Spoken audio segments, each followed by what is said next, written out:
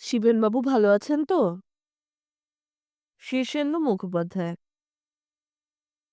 হরসুন্দরবাবু একটু নাদুস নুদুস, ধীর স্থির শান্ত প্রকৃতির মানুষ। তিনি কোঁচা দুলিয়ে ধুতি পরেন, ফুলহাতা জামার গলা অবধি বোতাম আটেন, কখনো হাতা গোটান না। শীত গ্রীষ্ম সবসময় তিনি হাঁটু অবধি মোজা আর পামশু পরেন। চুলে পরিপাটি সিথি। হরসুন্দরবাবু খুব নিরীহ মানুষও বটে। সেদিন মাসের ১লা তারিখ। হরসুন্দরবাবু সেদিন বেতন পেয়েছেন। সন্ধ্যাবেলা বাড়ি ফিরছেন। যে গলিটায় তিনি থাকেন সেটা বেশ অন্ধকার, পাড়াটাও ভালো নয়। হরসুন্দরবাবুর গলিতে ঢুকে কয়েক পা এগোতেই ৩টে ছোকরা তাকে ঘিরে ফেলল। একজন বুকে রিভলভার ঠেকালো, একজন পেটে আর অন্যজন পিঠে দুটো ছোরা ধরল। রিভলভারওয়ালা বলল, চেঁচাবেন না, যা আছে দিয়ে দিন। হরসুন্দরবাবু খুবই ভয় পেলেন। ভয়ে তার গলা কাঁপতে লাগলো। বললেন, প্রাণে মেরো না ভাই, দিচ্ছি। মাইনের পুরো টাকাটা নিয়ে ৩জন হাফিস হয়ে গেল। হরসুন্দরবাবু ভয়ে চেঁচামেচি করলেন না। যদি তারা ফিরে আসে? বাড়িতে ফিরেও কারো কাছে ঘটনাটা প্রকাশ করলেন না। ভাবলেন, এই মাসটা ধার কর্জ করে চালিয়ে নিলেই হবে। তা নিলেনও হরসুন্দরবাবু। একটা মাস দেখতে দেখতে চলে গেল। আবার ১লা তারিখ এলো। হরসুন্দরবাবু আবার বেতন পেলেন। ফেরার সময় যখন গলির মধ্যে ঢুকলেন, তখন আচমকা ফের ৩টে লোক ঘিরে ধরল। বুকে রিভলভার, পিঠে পিঠে ছোড়া। রিভলভারওয়ালা বলল, যা আছে দিয়ে দিন, চেঁচাবেন না। হরসুন্দরবাবু ফের ভয়ে কাঁপতে কাঁপতে বললেন, প্রাণে বেরো না ভাই, দিচ্ছি। মাইনের টাকা নিয়ে লোক ৩টে হাপিস হয়ে গেল। হরসুন্দরবাবু এবারও বাড়ি ফিরে কাউকে কিছু বললেন না। ভাবলেন, এ মাসটাও কোনো রকম চালিয়ে নেবেন।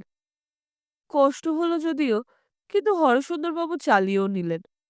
ফের ১লা তারিখ এলো। হরসুন্দরবাবু বেতন পেলেন। বাড়ি ফেরার সময় অন্ধকার গলিতে ঠিক আগের মতোই ৩টে লোক ঘিরে ধরল তাকে। বুকে পিঠে পেটে ঠিক একই জায়গায় রিভলভার আর ছোরা ধরল।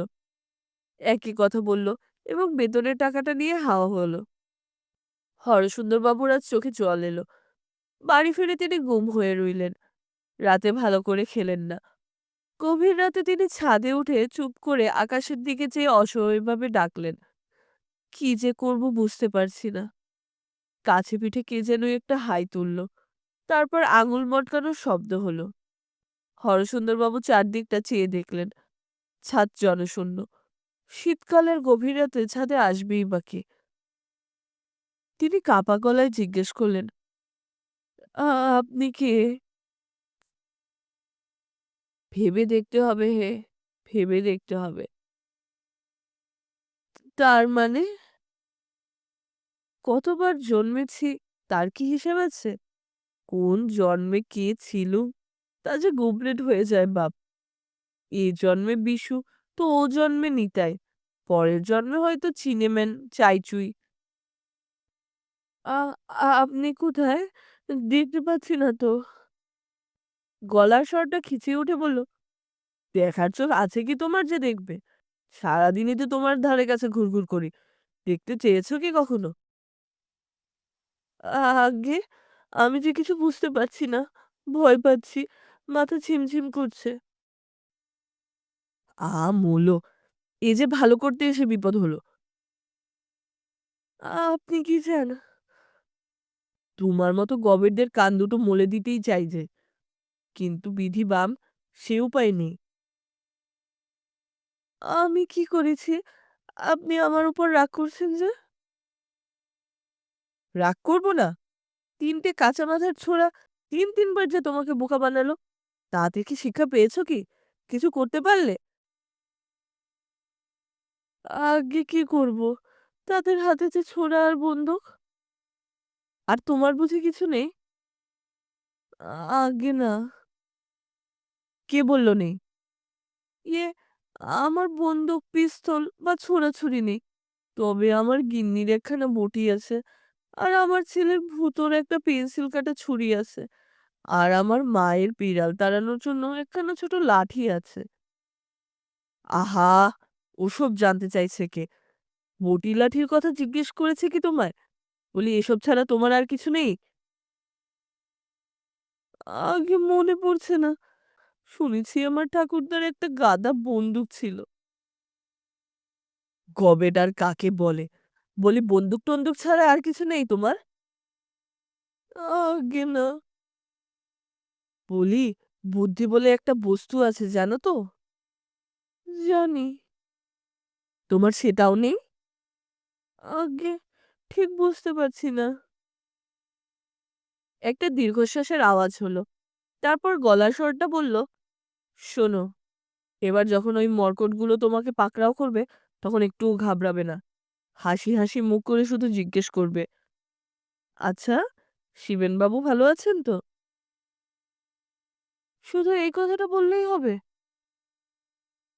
বলেই দেখো না। তৃতীয় মাসটাও কষ্টে সৃষ্টে কেটে গেল। আবার পয়লা তারিখ এলো এবং হরসুন্দরবাবু আবার বেতন পেলেন। বাড়ি ফেরার সময় বুকটা দুরু করছিল। যে কথাটা বলতে হবে তা বারবার বিড়বিড় করে আওড়াচ্ছেন। হাত পা কাঁপছে, গলা শুকিয়ে যাচ্ছে। গলির মুখে এসে একটু থমকে দাঁড়ালেন।